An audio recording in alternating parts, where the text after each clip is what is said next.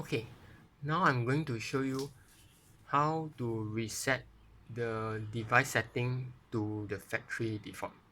Okay, so on this tester itself, you can actually have auto start different mode. You can have the sound on or sound off. You can have auto start in the auto start mode. Okay, for example, now I switch away from the factory default. The factory default is default sound on and auto start off. Okay, so even if I power off the whole thing and I power on again, you will see that the settings actually remains as what you have set earlier.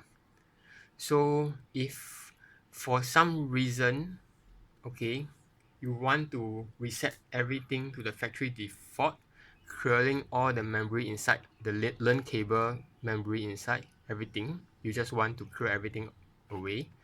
What you can do is you can do a factory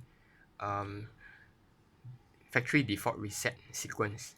Okay, so to do this, you will need two buttons. One is the start test button.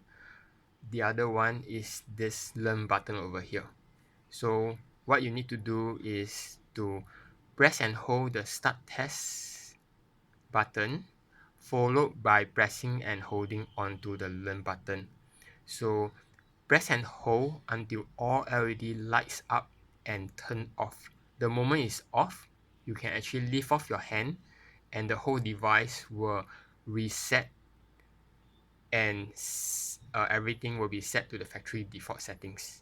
Okay, let's do this once to see. Okay, press and hold start test followed by press and hold learn button.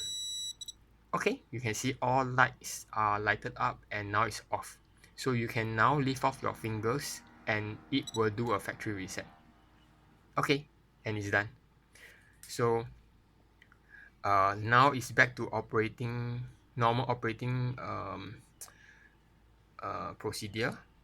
So it's now in operation and you can see that the settings for the sound is now set back to the default, turn on with the auto start off. So everything in the memory is also cleared.